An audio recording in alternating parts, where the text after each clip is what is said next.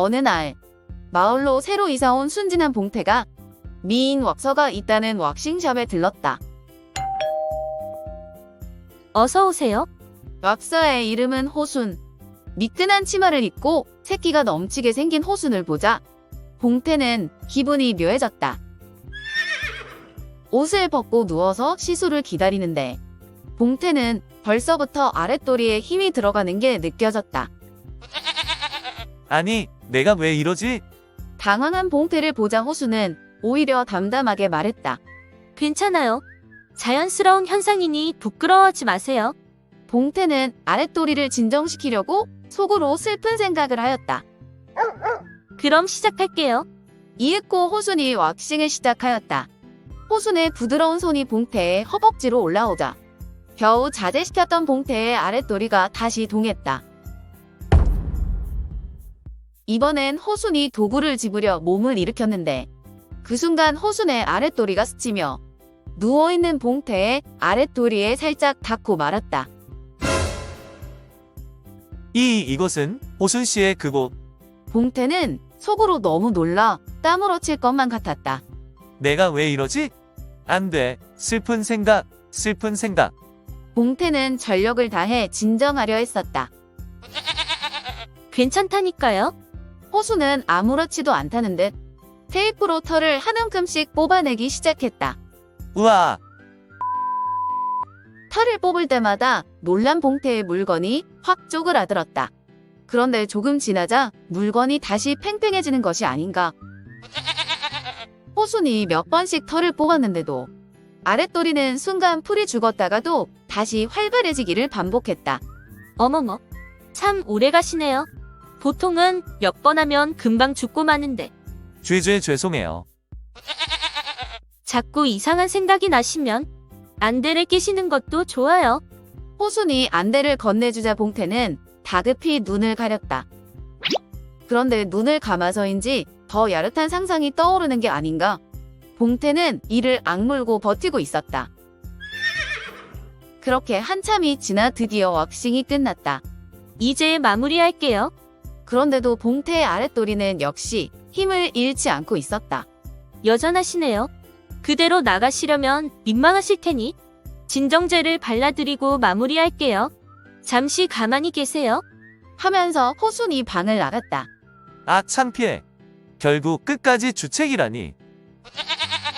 잠시 후 그녀가 다시 들어오는 소리가 들렸다. 그런데 이럴 수가? 그녀가 뭔가 끈적한 채를 손에 바르더니 그 손으로 봉태의 성난 물건을 잡는 게 아닌가?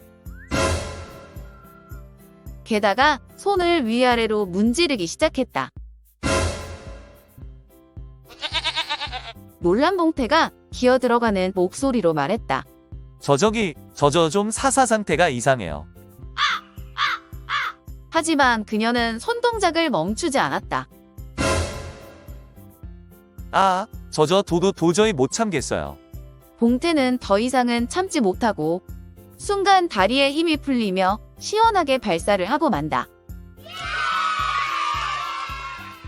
아, 염치 없지만 호순 씨가 만져줘서 너무 좋았어.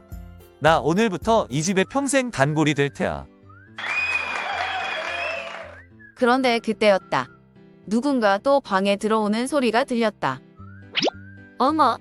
김 여사님, 지금 뭐 하시는 거예요? 호순이 놀란 목소리로 누군가에게 소리를 치고 있었다. 뭔가 이상함을 느낀 봉태가 급히 안대를 벗었다. 그랬더니 봉태 앞에 앉아 있는 건 호순이 아니고 웬 중년 여성이 아니던가. 누구세요? 그러자 그녀가 말했다. 미안해요. 난 수련생인데요. 오랜만에 싱싱한 물건을 보니 나도 모르게 손이 그만.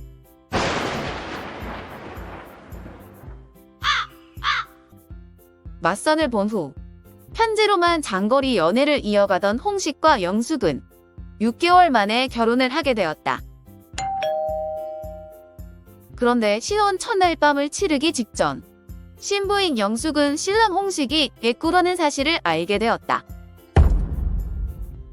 영숙이 화가 나서 따졌다. 홍식 씨, 당신이 애꾸라는 사실을 내게 숨겼군요? 그런데 홍식은 태연히 대답했다. 속이다니요? 예전에 내가 당신에게 편지로 고백하지 않았나요? 뭐라고요? 편지에 썼다고요?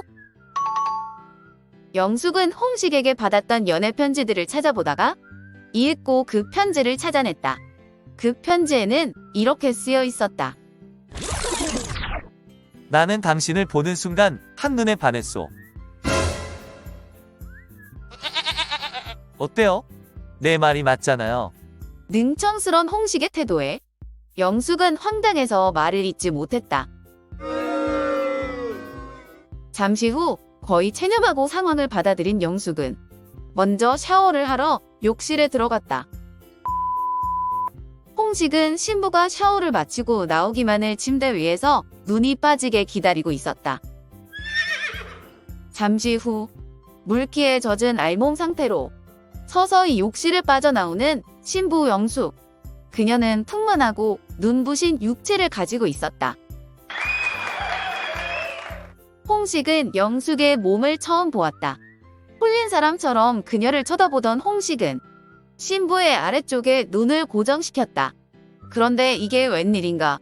홍식이 무언가에 크게 실망한 듯 갑자기 소리를 지르는 게 아닌가? 뭐야? 털이 없잖아.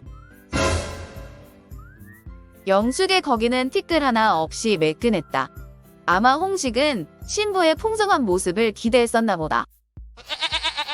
이건 사기야, 사기라고. 홍식이 흥분을 감추지 못하고 날뛰기 시작하였다. 그러자 몸의 물기를 닦아내던 영숙이 홍식을 슥 째려보더니 가소롭다는 듯 입을 열었다. 사기라니요? 나도 홍식 씨에게 편지로 고백했었다고요. 편지로? 언제요? 홍식은 영숙에게 받았던 연애 편지들을 찾아보다가 읽고 그 편지를 발견했다. 그 편지에는 이렇게 쓰여 있었다. 어떤 것도 당신에 대한 저의 사랑을 막을 순 없다고 믿을래요? 당신을 무모하게 사랑하는 저를 용서해주세요. 한 중년 여성이 쇼핑을 마치고 걸어오고 있었다. 그녀는 멋진 모자를 쓰고 있었다. 집으로 가기 위해 택시를 기다리던 그녀. 그런데 그때 갑자기 회오리 바람이 불어왔다. 어머나, 여성은 한 손으로는 쇼핑백을 붙들고 다른 한 손으로는 모자가 바람에 날아가지 않도록 꽉 누르고 있었다. 때마침 어떤 남자가 그곳을 지나가는데 또 한 차례 바람이 세차게 몰아쳤다. 그러자 노팬였던 여성의 은밀한 부분이 훤하게 드러났다.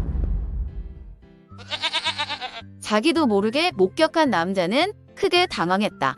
근처에 있던 사람들도 여성을 쳐다보며 쑥덕거렸다.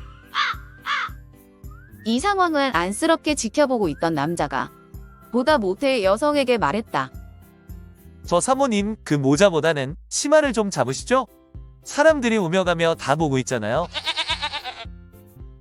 그러자 여성은 피식 웃으며 이렇게 말하였다. 이거 봐요 아저씨. 사람들이 보고 있는 건 50년이 넘은 중고지만 이 모자는 방금 산 신품이란 말이에요.